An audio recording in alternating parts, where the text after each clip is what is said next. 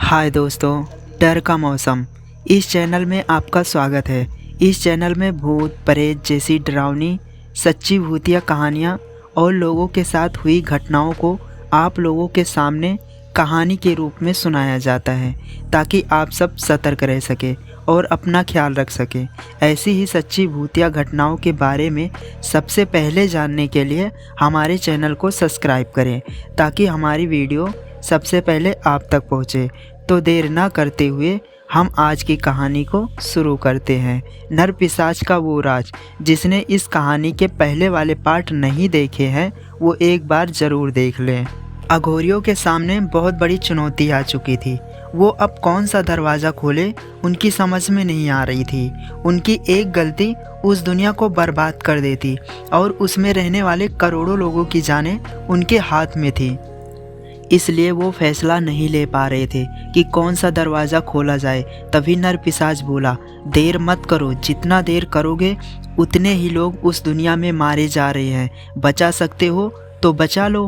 फिर से दिखाऊं, तुम्हारे समानांतर ब्रह्मांडों में से 7 दुनियाओं में से लगभग एक दुनिया ख़त्म हो चुकी है। तभी एक अघोरी ने अपनी कमर से एक हड्डियों से बना वज्र निकाला और नर पिशाच के पेट पर वार किया। वो वज्र उसके पेट पर जा घुसा। वो नर पिशाच पीछे जा गिरा और चीखते हुए बोला, धोखेबाज, धोखे से वार कर रहे हो। खुद को भोले का भक्त बोलते हो जो किसी से नहीं डरते। तभी अघोरी बोला, तुम क्या करने वाले थे? हम लोगों को धक्का मार कर हर एक दरवाज़ा खोल लेते। तुम धक्का मारते और हम इन दरवाज़ों पर जा टकराते और दरवाज़ा खुल जाता। मैंने तुम्हारी धोखेबाजी पहले ही समझ ली और तुम पर वार कर दिया। तभी दूसरा अघोरी बोला, ये नीला वाला दरवाज़ा खोलो। तभी तांत्रिक जाके नीले वाले दरवाजे पर अपना हाथ रखा और वो दरवाज़ा खुल गया और सारे लोग उस दरवाजे में प्रवेश कर गए। तभी वो दरवाज़ा बंद हो गया। दरवाजे के उस पार से वो नर पिशाच ज़ोर ज़ोर से हंसते हुए बोला, अपने आप को बहुत होशियार समझते हो ना? मैंने दरवाजे का कलर बदला नहीं था, तुमने गलत दरवाज़ा खोल दिया ना। अब इस दुनिया की बर्बादी शुरू। तभी उसने अपने सेनाओं को उस दरवाजे से भेजना शुरू कर दिया। अघोरियों ने अपना अपना वज्र निकालकर उन भूत प्रेत चुड़ैल पिशाचों काली परछाइयों शैतानों डाइनों को मारने लगे। तभी अनिल और तांत्रिक बाबा ने भी अघोरियों से वज्र लेकर उनको मारना शुरू कर दिया। पर इन भूत प्रेत चुड़ैल की सेनाएं लाखों करोड़ों के तादाद में थी। वो इन सबको आगे फेंकते हुए बढ़ने लगे और इस दुनिया के लोगों को मारना शुरू कर दिए। वो दृश्य मैं बयां नहीं कर सकता। इतनी बड़ी सेनाएं उस दुनिया को तबाह करने पर लग गई। चारों तरफ चीखने चिल्लाने बचाओ बचाओ की आवाज़ें आ रही थी। किसी का घर जल रहा था तो किसी को भूत उसको पकड़कर उसके हाथ काटकर उससे खेल रहे थे।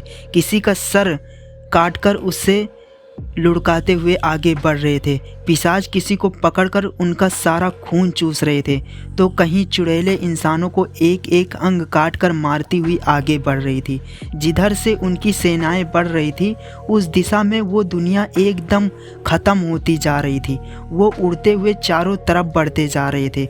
ऐसे ऐसे दानव, ऐसे ऐसे राक्षस जिनको देखकर इंसानों का होश बिगड़ जाए, वो डरकर ही मर जाएं। ऐसे ऐसे राक्षस दानव पिशाच डाइने उस दुनिया को एकदम बर्बाद कर रही थी। तभी एक अघोरी बोला, हमारे पास और कोई रास्ता नहीं है, बस इनको मारते रहो, लड़ते रहो। अपनी सिद्धियों से प्राप्त की शक्तियों को इस्तेमाल करके सारे अघोरियों ने पूरी जान लगा के लड़ रहे थे। अनिल और तांत्रिक बाबा भी अपने अपने वज्र से लोगों को बचा रहे थे और उन राक्षसों को मार मार कर गिरा रहे थे। ये नर पिशाच की सेनाएं उस दूसरी दुनिया में चारों तरफ फैल चुके थे और जिधर देखो बस मार काट तबाही ही तबाही नज़र आ रही थी। सारे अघोरियों ने लड़ते हुए इंसानों को बचा बचा कर एक घर में सुरक्षित करवा रहे थे। उस दुनिया के लोग बहुत छोटे छोटे आकार के थे। उनकी चमड़ी हल्की हरी कलर की थी। वो सब समझ नहीं पा रहे थे कि ये सब हो क्या रहा है। वो लोग हाथ जोड़ जोड़ कर अपनी अपनी जान की भीख मांग रहे थे। मारते बचाते चारों तरफ अघोरियों ने भी अपना आतंक फैला रखा था, क्योंकि उन सारे राक्षसों के पास उस दुनिया से आगे की दुनिया में जाने का रास्ता नहीं मालूम था और ना ही उस दुनिया से दूसरी दुनिया में जाने का दरवाज़ा मालूम था। इधर अघोरियों ने इन राक्षसों को ढूंढ ढूंढ कर ख़त्म करना शुरू कर दिया। अधिकतम वो ख़त्म की कगार पर आ चुके थे। ये युद्ध लगभग 4 दिनों तक लगातार चलता रहा। तब जाके सारे राक्षसों को ढूंढ ढूंढ कर उन अघोरियों ने ख़त्म किया। उस दुनिया में 100% में 5% लोग को बचाया जा पाया था। बाकी 95% दुनिया तबाह हो चुकी थी। जो 5% बचे थे उनके दिलों में इतनी दहशत भर चुकी थी, वो पागल हो चुके थे। उन अघोरियों ने उस दुनिया के लोगों को सुरक्षित करके उनको वहीं छोड़कर वापस उस दरवाजे पे आकर बाहर आना चाहा, तो उन्हें पता चला कि वो दरवाज़ा बाहर से उस नर पिशाच ने बंद कर दिया था। तभी एक अघोरी ने उस दरवाजे को अंदर से बंद कर दिया। उस दरवाजे पर वो विशाल बंधन लगा दिया।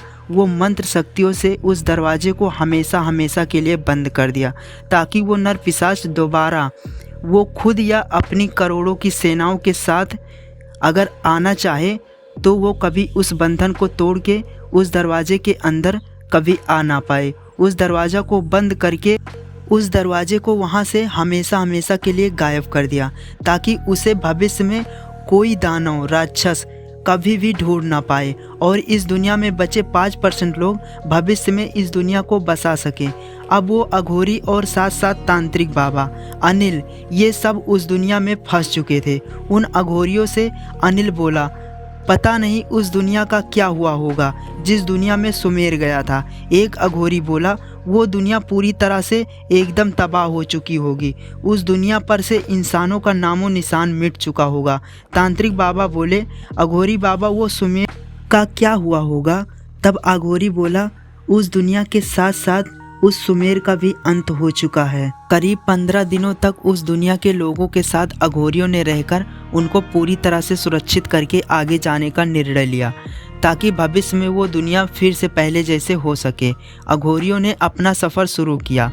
वो लग चुके थे फिर से एक दरवाज़ा बनाने में, ताकि वो अपनी दुनिया में आ सकें। तभी तांत्रिक बाबा बोले, पता नहीं उस नर पिशाच ने हमारी दुनिया को तो कुछ नहीं किया होगा।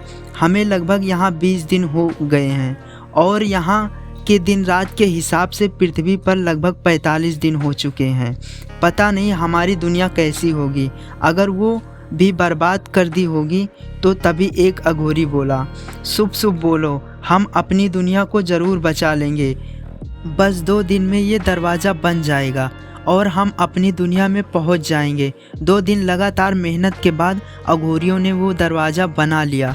उस दरवाजे को खोलने के लिए अघोरियों ने विचार किया, इसे कहीं और लेकर चलो। तब वहाँ से 4 गांव जाकर एक सुरक्षित स्थान पर जाकर उस दरवाजे को खोला। तब सब ने उस दरवाजे से उसी जंगल में जाकर निकले। तभी अघोरियों ने कहा, ये हमारी पृथ्वी ही है, पर यह जगह इतनी खराब कैसे हो गई? तभी वो नर पिशाच सामने आता है और बोलता है, अपने समानांतर ब्रह्मांड के 2 दुनियाओं को तो ख़त्म कर दिया है।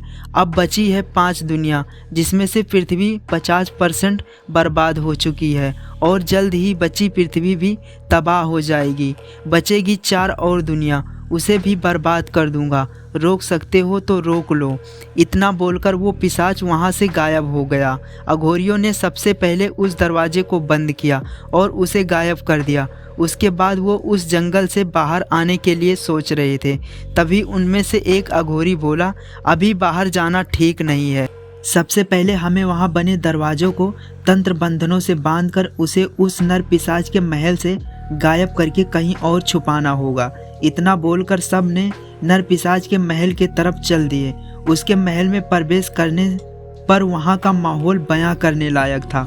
चारों तरफ नर पिशाच ने अपने सेनाओं को लगा चुका था।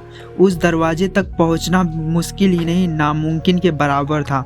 हम सब वहाँ महल के कोने में खड़े होकर सोच ही रहे थे। तभी वो नर पिशाच वहाँ फिर आया और बोला, हमारे मेहमान आ चुके हैं, उनकी सेवा के लिए तैयार रहो। कुछ भी करो, पर उनको इन दरवाज़ों तक कभी मत पहुंचने देना। वो सारे राक्षस और दानों जैसे खून के प्यासे लग रहे थे। तभी एक अघोरी बोला, वो टाइम आ चुका है, अब इनको हमेशा हमेशा के लिए कैद कर दिया जाए।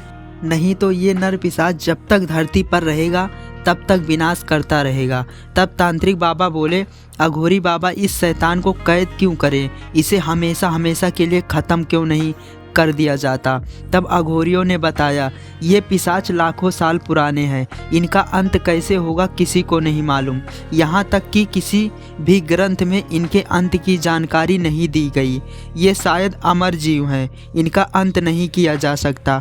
बस इनको कैद करके ऐसी जगह छुपा दिया जाता है जहाँ इंसानों का आना जाना हजारों लाखों सालों तक नहीं होता। जैसे जैसे इंसान विकास करते जाते हैं वो लाखों करोड़ों सालों में वहाँ तक पहुँच जाते हैं और ये पिशाच इंसानों को अपने बातों में उलझाकर उनके हाथों आज़ादी पा लेते हैं।